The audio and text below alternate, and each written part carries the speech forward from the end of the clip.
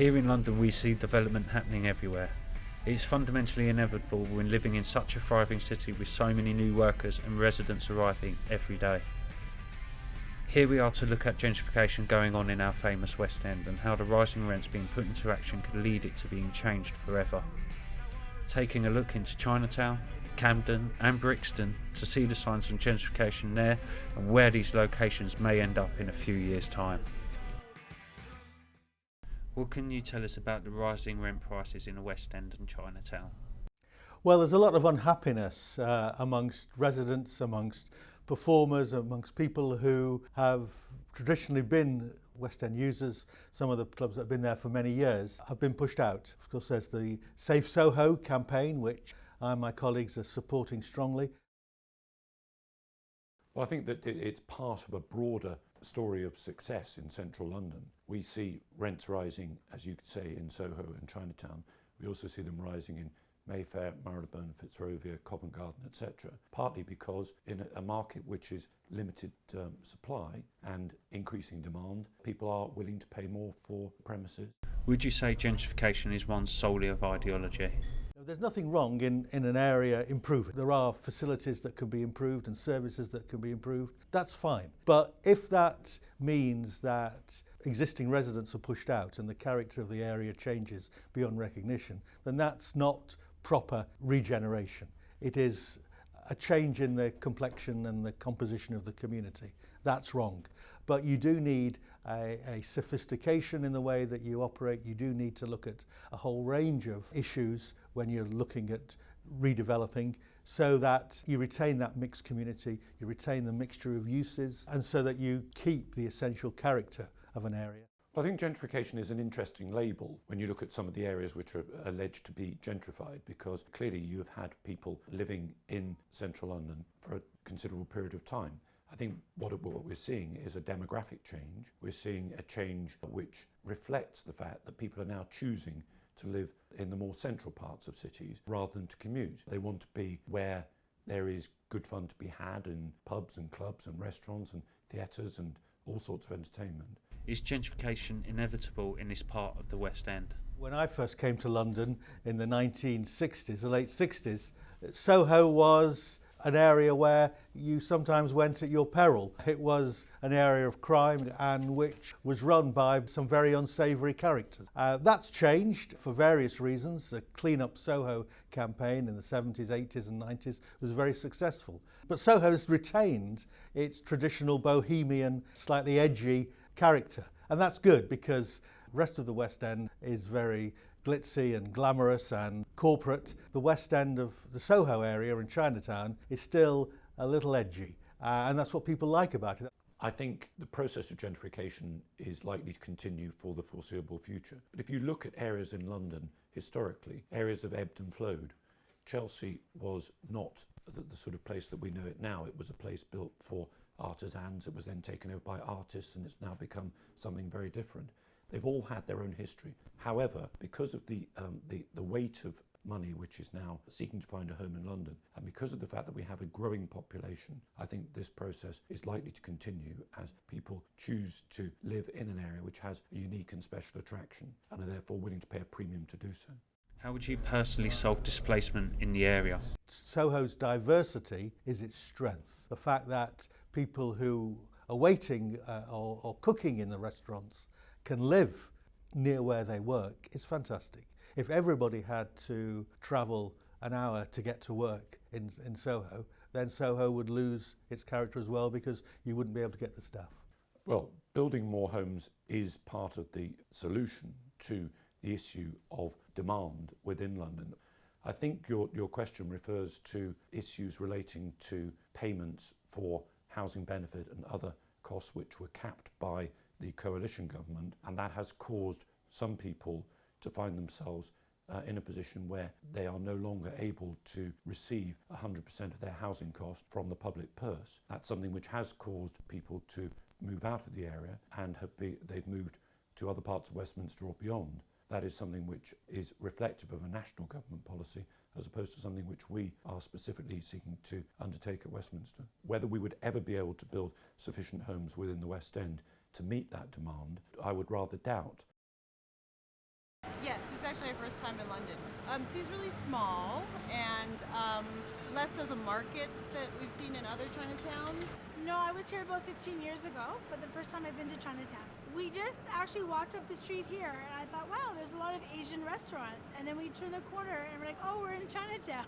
Lovely, of course. It's my second day in England. Very nice. I've just walked down the one block that's here. It seems like that's all of Chinatown. I could be mistaken about that. Chinatown 10 years ago was better. Much more livelier, the atmosphere, attitude, everything. Chinatown 5 years ago was more people came down to Chinatown since the concession charge. You're talking about 20 years ago? I used to be a van driver. I used to drive down here. Now you can't do it. It's all closed down. Looks pretty much as it's looked for years to me. It's a wee bit cleaner, but still not clean enough. It's expensive now.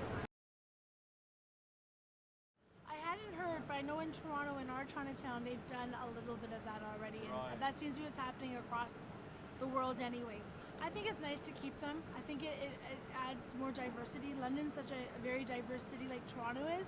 It would be sad to make it all the same. But I don't think it's a good idea. That's been here for like maybe hundreds of years. It's a good idea to keep it like this. Well, I think that would be a great shame. Because although I don't often eat in the restaurants here, I love it as a central Chinese presence. I do use the supermarkets. They disappeared. That would be a heck of a shame.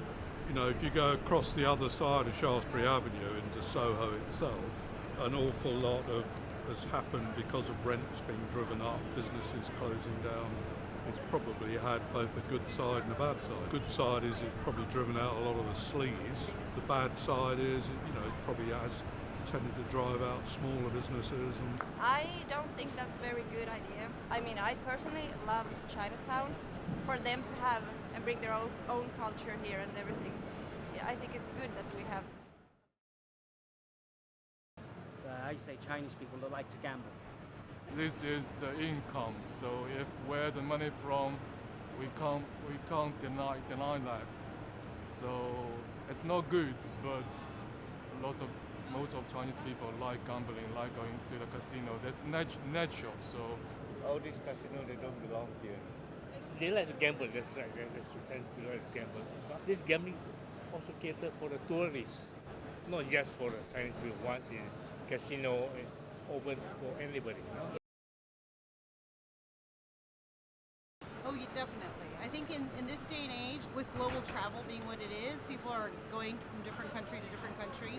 So it's nice to have a location like this that exists. I think definitely for a city to visit, and also a lot of people come from other countries to come live here too. Yeah. Because it's very accepted, there's a lot of diversity. Absolutely, absolutely.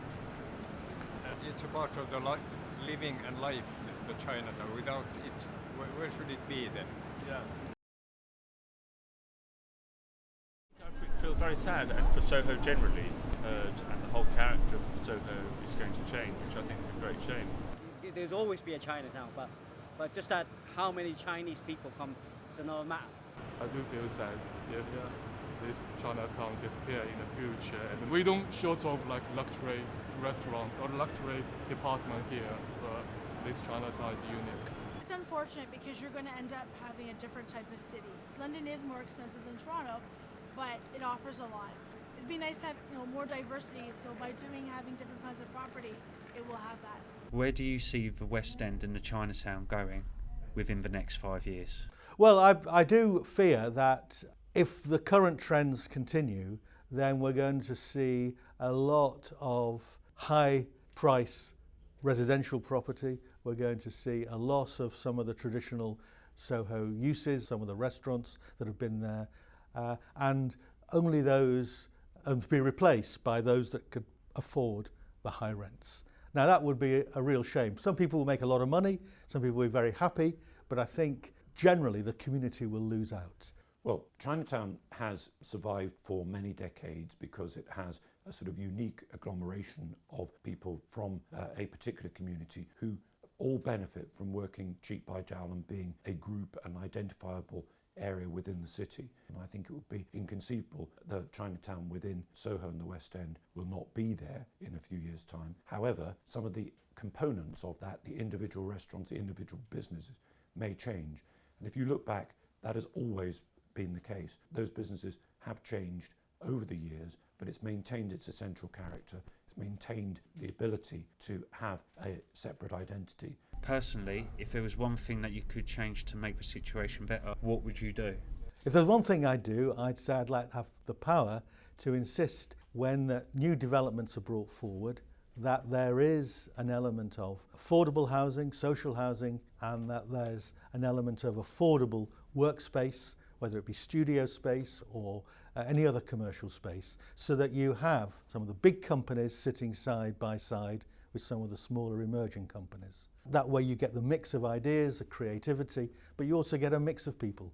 I think build more homes and ensure that the homes are of the right size for people to live in. One of my concerns is property which is being converted to residential use but actually isn't lived in. And I think to ensure that it is lived in, it needs to be the right size for people that actually want to live there.